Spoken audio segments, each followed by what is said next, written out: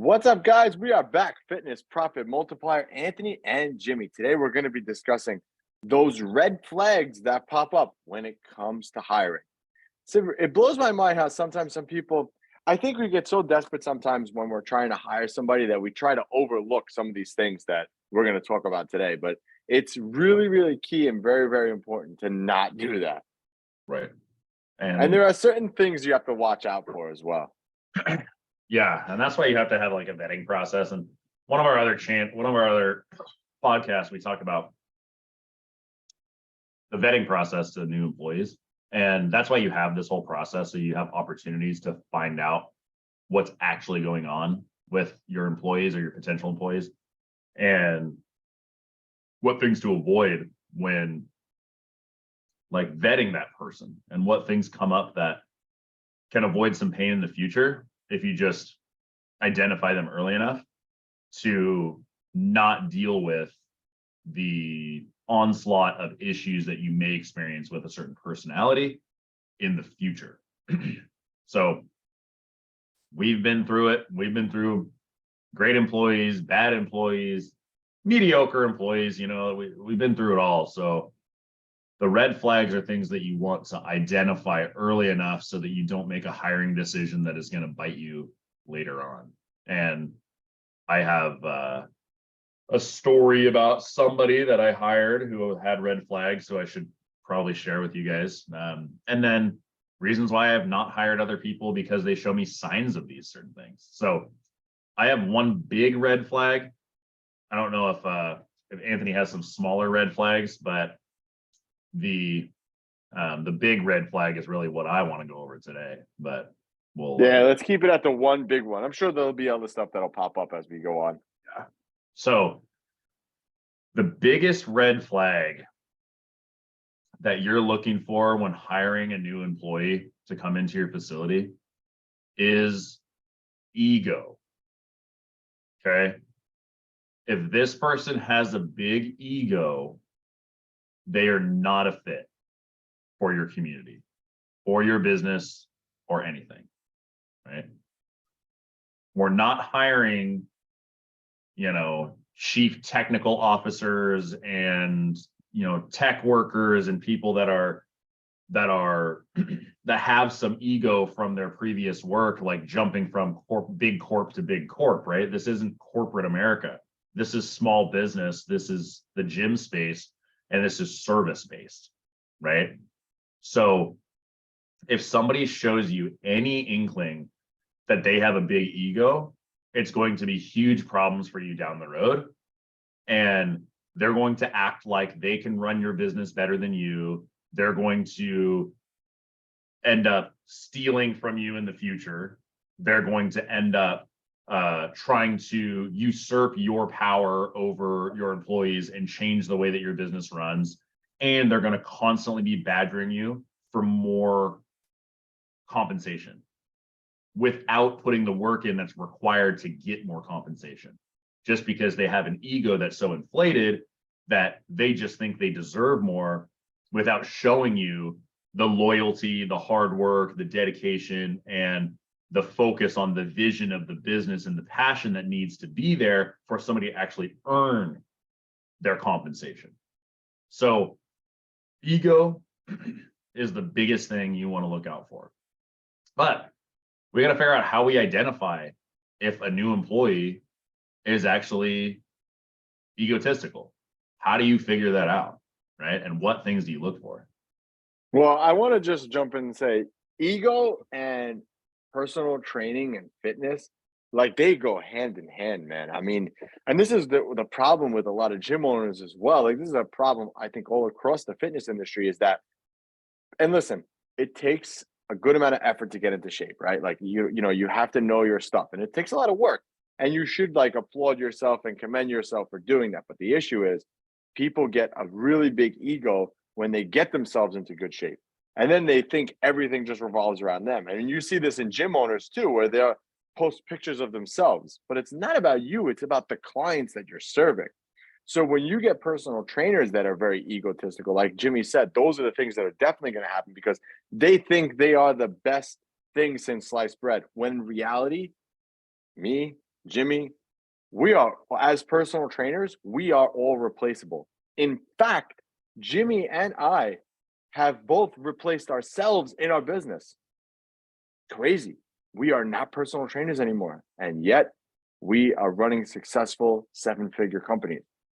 So you have to take your ego out of it, guys. Like you can't, and if you have a trainer who thinks that they're like, it is just such a, it is really truly, that is the biggest red flag ever. Cause like Jimmy said, they're going to ask for more money. They think that they're the best. They think that, everything revolves around them. It's funny because we had a trainer who, same thing. He had a very big ego. And I used to, our gym is called AB Fitness, for just for my initials. That's kind of how it worked. So every time he would talk, I would always tell him, well, and I insert his name, fitness. This is like, dude, it's not like that. It's our gym together. We're doing this together. Like, this is not just your opinion on things. So Mhm. that's what happens. It becomes an ego thing, and it's not cool at all.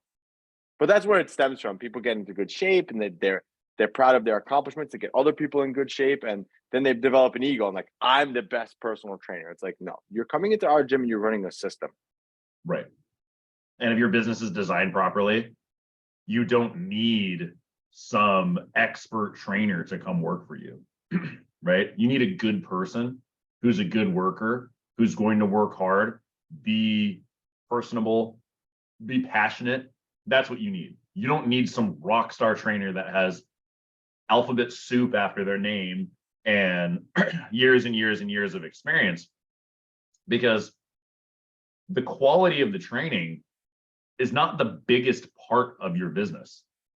It's the way that your staff treats the client. So just because they're an awesome trainer and they should understand training generally, but just because they're some awesome trainer and they have all these accolades and whatever it may be, doesn't mean they're going to be the best fit, and doesn't mean that it's not going to be more of a headache to train them, right? So that beside the point, the education, all that stuff, like we could talk about how that factors into your employees, but the biggest thing we're looking at is if somebody has an ego, they need to be cut immediately, right? Because as Anthony said, with the conversations he was having with his employee who had a big ego, those conversations never go away, right? You can try as hard as you may to get that person to come to your side, try and mentor them into understanding what is really going on with the business itself.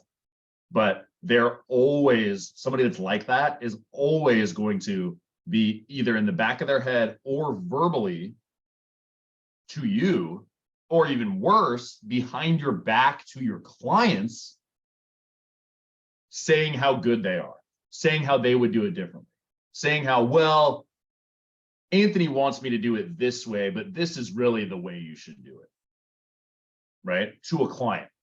That kind of thing will always continue to happen because their ego is so big that they need some sort of validation from saying something to a client that makes them feel better about the position that they're in, because they didn't go out and open their own business, right?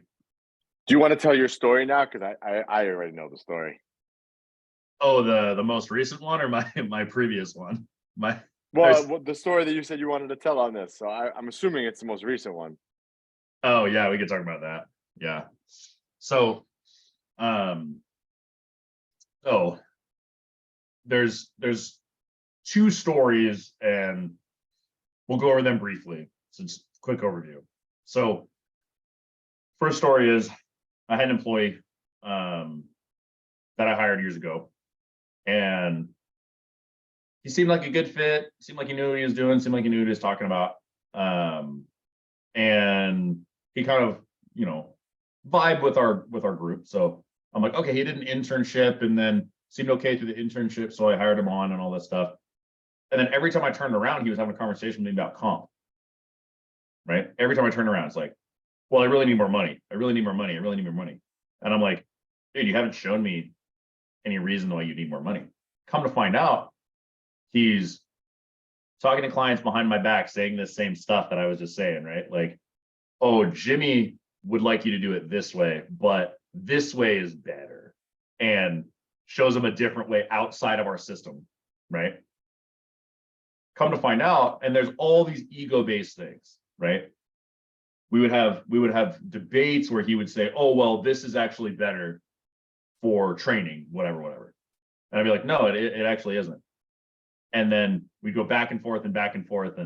And then one day I figured out that this guy was stealing consumables from the back office. So taking toilet paper, taking paper towel, just the consumable products that we had in our facility, he was stealing them and taking them home for personal use.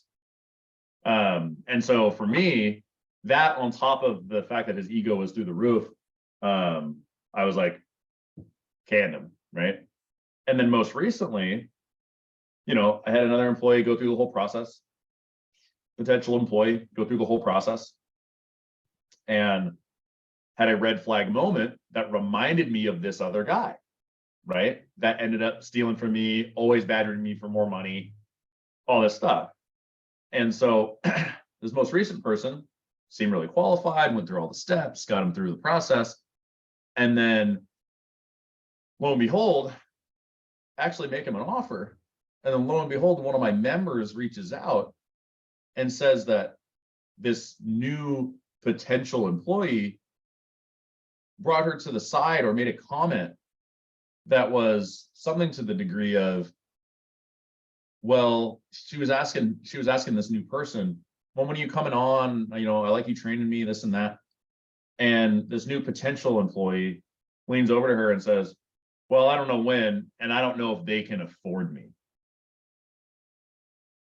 Which was like the biggest red flag. I mean, how much ego do you have to say something like that while you're not even hired yet? Right. So yeah, he was like shadowing, right? He was shadowing. Yeah. So, so I'm like, rescind the offer, because I can't have that kind of an ego or that kind of a demeanor in my facility, right?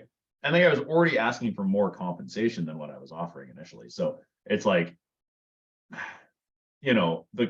the kinds of things you have to look out for are things where people have this walk about them, they have this swagger, they kind of have this, look and this way of talking about how they are and how good they are and this kind of thing that relates directly to their ego being too big to actually fit through the door.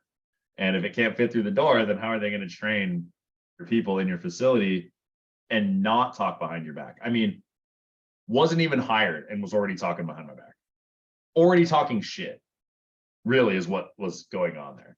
And it was the same thing with this previous guy this younger guy, this previous guy that I did hire for a little bit of time, and he ended up stealing from me, ended up going off script with clients, showing them things that I told him not to show them in that specific way, and telling them that what I was telling them was wrong behind my back and all this stuff. And it's just like, I should have seen it from the beginning, but now I know what I'm looking for to see it in the future. So I don't know, Anthony, if you have ironclad ways to identify ego in somebody. It's kind of what they say and what they do, but I would say it's also like the comp. Usually I found that people who talk about comp, and it's like, it's always a catch-22 because you almost don't want them to talk about comp, because then it just shows that they're interested in the position and in the job more so than actually in the comp. But I understand comp is part of it, so they may ask like a little bit about pay. But if they like keep like kind of talking about pay, I find that to be like a red flag, in a sense, like, okay, they think they're worth more than what this is. So I think like if they keep mentioning comp, that's like that's like the tip of the red flag. Yeah. And granted, I have no problem talking to an employee about comp when when the time is appropriate, right? Like during a review, If they don't agree with their comp that is currently there, then they can have a conversation with me and say, I really like to be compensated more. How can I add more value to your company to get compensated properly? That's the conversation. It's not, well, I really think that I should be making more than this. Why? Just because you're you? No, that's not how it works, right? So that's kind of where the problem lies. And that's one of the, like, the tip of the iceberg is like a compensation conversation. But as you dive deeper, you have to look at and catch these things. And that's why we have phone, in person, shadow day, then offer. And then even after the offer happens, there's a 90-day period where you're like, yo, look, if this doesn't work out at all for you or for me, we'll cut ties and call it good, right? I know that like most states are at will, so you could fire somebody or get fired at any point. At least that's what my understanding is. I know Washington is at will state, so you don't need notice or anything like that. So you could fire somebody or get fired or whatever, but it's easier to have that frank conversation with the person and be like, look, if this doesn't work out for you or doesn't work out for me in the first 90 days, we can cut ties and call it good and go our separate ways, right? Because you don't really know what somebody's like until they've been around for a little while. But that's why you have these opportunities to see if those things are going to come out and rear their ugly head. And for me, luckily, this reared its ugly head early. Yeah. So guys, that's the biggest red flag when it comes to hiring. If these guys, girls come in with the ego, hit the road, Jack, and don't you come back, because they will be nothing but trouble. And it's not like I don't mean like in the sense like, okay, yeah, I'm the best at my facility type of thing. It has nothing to do with that. But when at my facility, we're all level, we're all equal, we're all one. But if you have someone in there who thinks that they're beyond the other trainers that you have, beyond the system itself, that's just going to create so much friction in your business. In fact, like we had someone who was pretty ego driven, but was with us for quite a while. And when he left, it was like the business was calm. There was no like uprising, and even like the clients didn't really care too much, which was really weird because you thought that, like, he was this great trainer, but it was Yeah. just like everything was kind of like level when he left, and like the morale of the staff actually went up when he was gone. So you'll find these people, and I'm sure, listen, sometimes we make the mistake and we hire them. Maybe you have them now in your staff. How do you Good rein point. in that ego now, right? How do you rein in that ego? You explain to them the way the system works and how they're no better than the system, because without AB, they wouldn't be here servicing clients, making money. So that's the biggest red flag. So everyone look out for that. Till next time, Anthony and Jimmy, make sure you leave us a review, and we'll catch you guys on the next one.